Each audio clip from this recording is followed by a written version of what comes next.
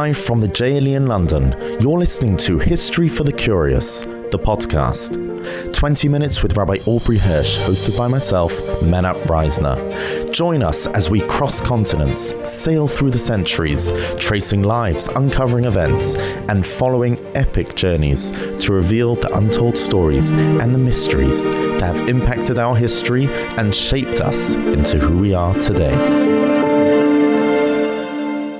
We've so far described one. I would like to describe another dysfunctional royal family, but this one in English history.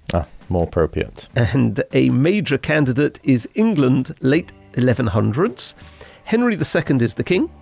His wife, Eleanor, whom he imprisoned for 16 years, and their son, Richard, the so-called Lionheart, who on various occasions waged war against his father, tried to get rid of him using any means and alliances on the instruction of his mother, making it perhaps unsurprising that she was imprisoned. I thought Richard the Lionheart was almost a legend. He's spoken about so highly in history books. So no Hollywood film has him as anything other than the hero, saving the country and saving Robin Hood from the wicked machinations of Richard's younger brother, John. Real history tells a very different story, as we will hear. In 1170, Henry II crowned his eldest son, Prince Henry, as co-regent, although it was a pretty meaningless act because the young king was given no independent power and he resented his position. What was the position of a co-regent? In other words, officially he is ruling alongside his father, but he doesn't have any power. Mm-hmm. So after 3 years, he took independent action and raises his own army. And his brother, Richard, joins this protest, and they are both supported by Eleanor, by their mother, by Henry's wife. Young Henry writes to the Pope complaining about his father's behaviour, and the brothers now ally themselves with the French king, Louis VII, and they acquire followers, William of Scotland and various nobility, and there's now a war, an actual war between the father and the sons. The alliance with the French was initially successful, and they captured various territories from their father, but Henry II then raised an army of more than 20,000 mercenaries, and in the battles that followed, Eleanor was captured and imprisoned by her husband. And eventually there's a truce that was arranged, but it's temporary. And then in 1183, the young Prince Henry died, and now Richard's in the driving seat, and war breaks out again between the father and the son. Once again, Henry II was successful, and the short war ends in stalemate and a tense family reconciliation at Westminster, similar to, present day, but under very different circumstances. This is at the end of 1184. And the final few years of Henry II's reign up to his death in 1189 continue with more confrontations. So he's fashioned somewhat of an empire, made England a powerful nation, and his sons begin the process which tear it apart. And he finally dies on the 6th of July, 1189. It's a far cry from overbearing paparazzi. Yes. So very dysfunctional. Right. Where do the Jews fit in, if at all? Okay, so we have to contrast these two kings, the father and the son. During the long reign of Henry II, from 1154 to 1189, the Jews essentially enjoyed peace. The Crusaders in England, during the first two Crusades, did not carry out any massacres on English soil against the Jews, as unfortunately did happen to the Jewish communities of Germany and France. It's true, the king milked the Jews to the utmost. But at the same time, he protected and to a certain extent even encouraged them. He not only confirmed, he even extended his grandfather's charter of protection. He formally granted the Jews of England the privilege of internal jurisdiction of law in accordance with the Talmud, except in the cases of offences against public order.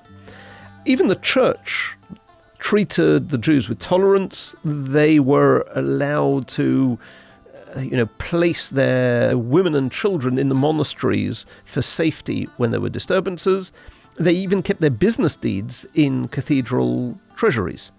Now, it's true, money did speak. So Aaron of Lincoln, who we discussed in the very, very first podcast we ever made, who was probably the wealthiest person in England. When he dies, the king takes all his property, just takes it. Interestingly, though, the treasure was sent over to France to assist in the war there because England owned part of the territory of France. And interestingly, that ship was lost with all the treasure that it contained, crossing the channel to Dieppe in February 1187. So you have God intervening there. So between this and last week's episode of the trains, there's quite the treasure map to be had. Right, that's true. And you had, for instance, during the reign of Henry II, Jacob, who is a rich Jew, at the beginning of the reign, married a Christian who was wealthy, and converted her to Judaism, but he's still allowed to return to England, which is, unprecedented almost. You also have, during the reign of Henry II, the Ebenezer from Spain visits London in 1158. You don't make that journey if it's not a relatively safe country. You have Rav Yontov of Joigny, who is a pupil of the famous Rabbi Tam, who settles in York. You have a fellow Talmud, Rav Yaakov of Orléans, who also moves to London, both Baalei Tosfos, quoted in Tosfos.